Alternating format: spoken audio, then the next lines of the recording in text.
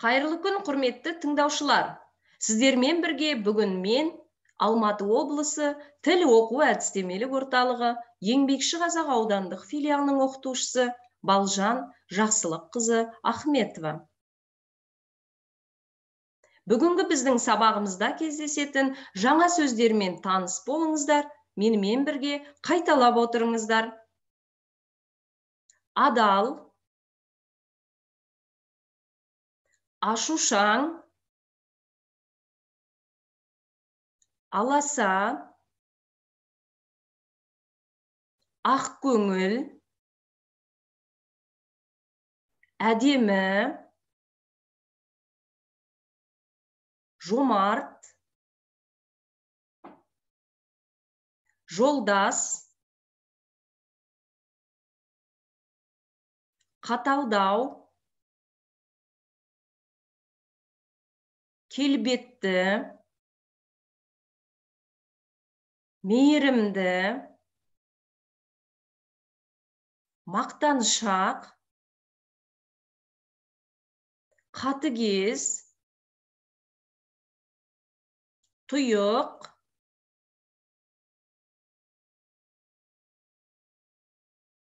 мінез, момын, өтірікші, пысық, сылбыр, сұлу, сараң, салмақты, сенімді, тартымды,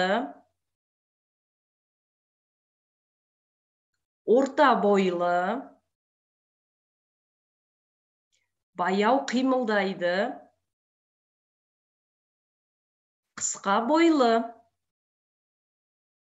Құрметті тыңдаушылар, жаңа сөздермен таныс болсаңыздар, сабағымызға қатысты бірінші тапсырма бойынша алдарыңызда беріліп тұрған сұрақтарға жауап беріп отырыңыздар. Ең жақын досыңыздың есімі кім? Онымен қашан таныстыңыз? Досыңызды ренжітіп алған кезіңіз болды ма? Егер ренжіскен кездеріңіз болса, қалай татуластыңыздар? Сіз үшін кешірім сұрау оңай ма? Досыңыздың қандай болғанын қалар едіңіз?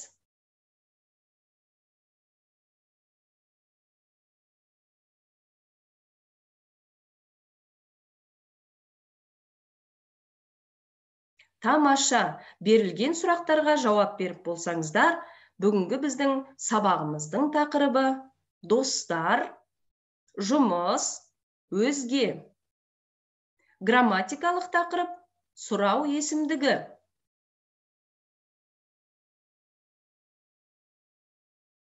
Алдарыңызда беріліп тұрған мәтінді менімен бірге оқып отырыңыздар.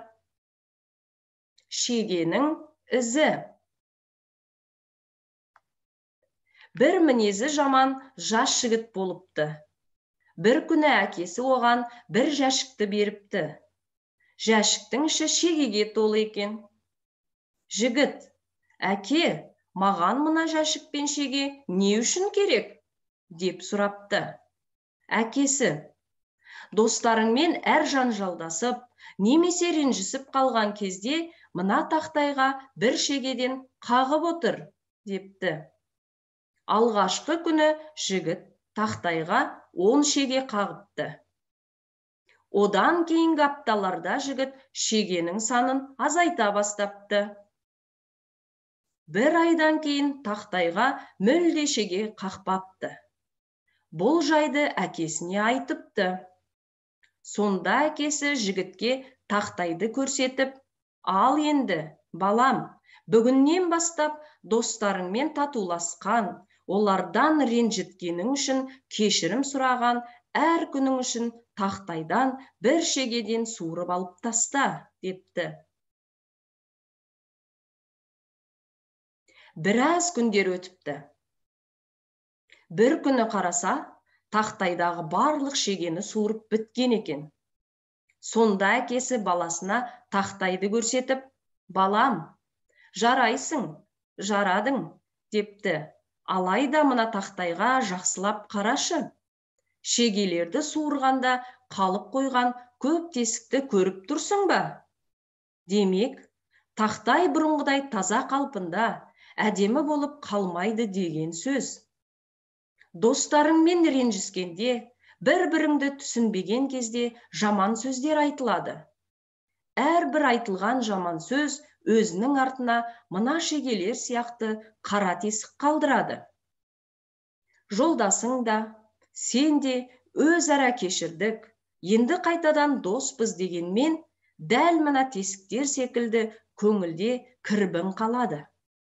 Бұл шындық. Сондықтан дос қадірін біліп, ешкіммен ренжіспейтін, араздаспайтын бол, балам. Әрқашан тату болғаның жақсы, деген екен әкесі.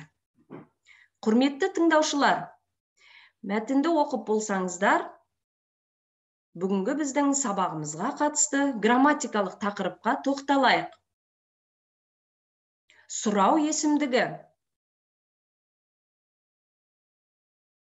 Есімдіктер заттың атын, сынын, санын білдірмейді, бірақ солардың орнына жұмсалады. Есімдіктер белгілі бір түсінікті немесе ойды жалпылама түрде мегзеу арқылы білдіреді. Сұрау есімдіктері сұрау мағынасымен қоса кейде саралау, жекелеу мағынасында да қолданылады. Сұрау есімдіктері: кім, не, неше, қанша, қай, қайда, қайдан, қалай, қашан, қайсы, қандай, нешеу, нешінші, тағы да басқа.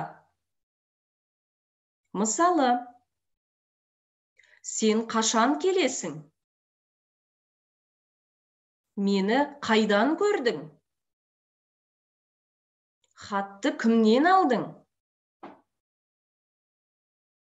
Жақсы, сабағымызға қатысты екінші тапсырма бойынша алдарыңызда берілген сұрау есімдіктерін пайдаланып, сөйлемдерді толықтырып жазып шығыңыздар.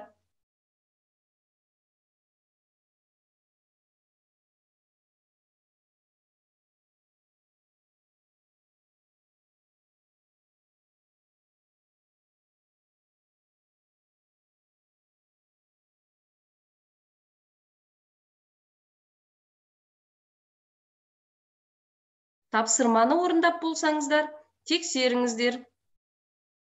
Бүгін сен қайда барасың? Оның жиені қалаға немен барады?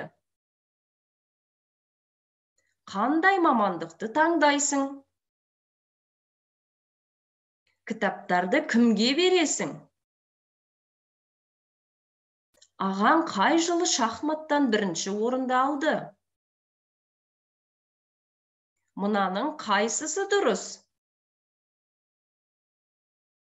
Сен қашаннан бері шаңғы тебумен айналысасың? Неге жиналысқа кешіктіңіз? Әкеңіз биыл неше жасқа толады? Бұл мәселемен кім айналысады? Тапсырманы тексеріп болсаңыздар, үшінші тапсырмаға көшейік. Алдарыңызда берілген сөйлемдерді толықтырып жазып шығыңыздар. Бірінші сөйлем үлгі ретінде беріліп отыр. Біз бір-бірімізді жақсы түсінеміз. Жақын достар.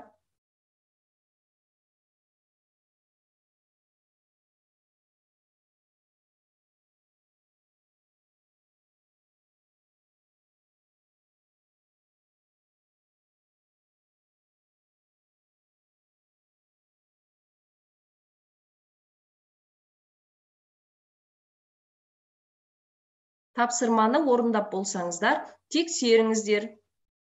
Біз бір-бірімізді жақсы түсінеміз. Жақын достар. Айша деген қызбен таныстым. Қарым-қатынастың пайда болуы. Көп нәрсеге келіспейтін болдық. Қарым-қатынастың үзілуі. Досым көптен бері хат жазбады. Достықты бұзу. Балаларыммен жақсы сөйлесемін. Отбасылық қарым-қатынас. Құрбым сияқты киінемін. Біреуге ұқсау, еліктеу. Досым екеуміз күнде телефонмен сөйлесеміз. Тығыз қарым-қатынас. Құрметті тыңдаушылар, тапсырманы тексеріп болсаңыздар, назарларыңызға үй тапсырмасы. Алдарыңызда берілген сөздерге мұқият болыңыздар. Сөздерді мағынасына сәйкес бөліп жазыңыз. Бүгінгі біздің сабағымыз осымен аяқталды. Келесі сабақта кездескенше сау болыңыздар.